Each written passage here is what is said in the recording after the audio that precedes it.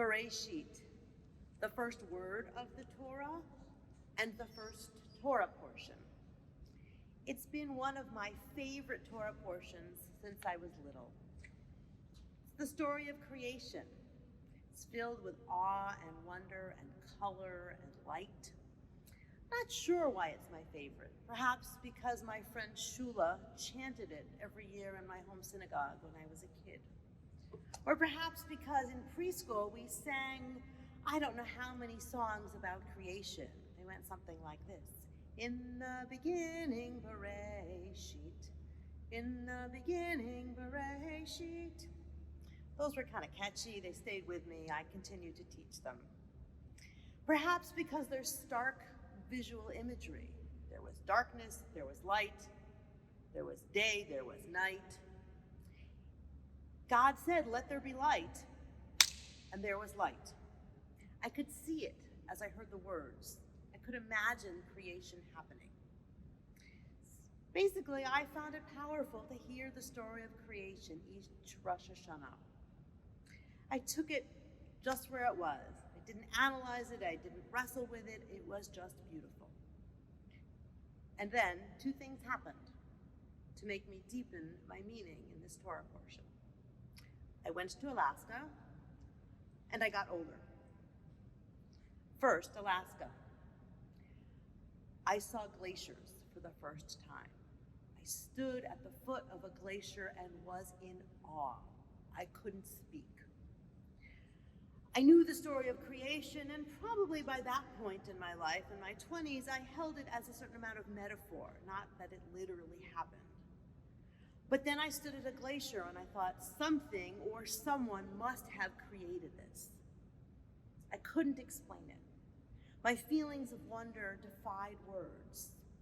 I was experiencing what Rabbi Abraham Joshua Heschel describes as radical amazement, when, in Heschel's words, we may have great knowledge, but even that knowledge fails to mitigate our sense of perpetual surprise at the fact that there are facts at all.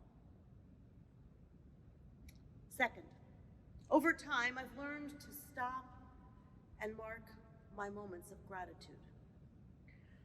I can often be heard saying the blessing for seeing the ocean. Baruch atah Adonai Eloheinu melech haolam, Zeh et Yam HaGadol.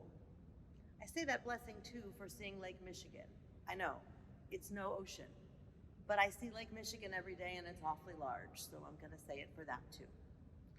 I've been heard to say a blessing for thunder and lightning, even when I was awfully high in the mountains, responsible for a bunch of teenagers and a little bit scared by that thunder and lightning.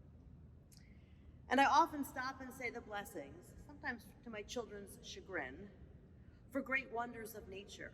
A blessing that says, Baruch atah Adonai Eloheinu melech haolam oseh ma'aseh v'reishit. Thanking God for the great wonders of nature. And you hear in that, oseh ma'aseh v'reishit, thanking God who basically does the doings of Bereshit, which is in the beginning, or we also take it as creation there. Each time I say one of those blessings, it is if I am, or really I am, stepping back and saying, this is good, and I am grateful. So if you go back to Bereshit, the very first portion in the Torah, the portion that we here at North Shore Congregation Israel will read on the second day of Rosh Hashanah, if you go back to Bereshit, you'll find that 7 times in that Torah portion, God looks back and says, or sees goodness. Vayar Elohim ki tov. 6 of those are God saying, this is good, and the 7th is saying, tov ma'od. This is very good. Think about that. What is that example? To stop, to step back, to look around, to see goodness, to name it and acknowledge it. In this month of Elul, in these days leading up to Rosh Hashanah, the world's birthday, literally, the day in which we mark the creation of the world, let's do the same. Let's step back, let's look around, let's note that which is good, and let's say so. And if you want, add a blessing.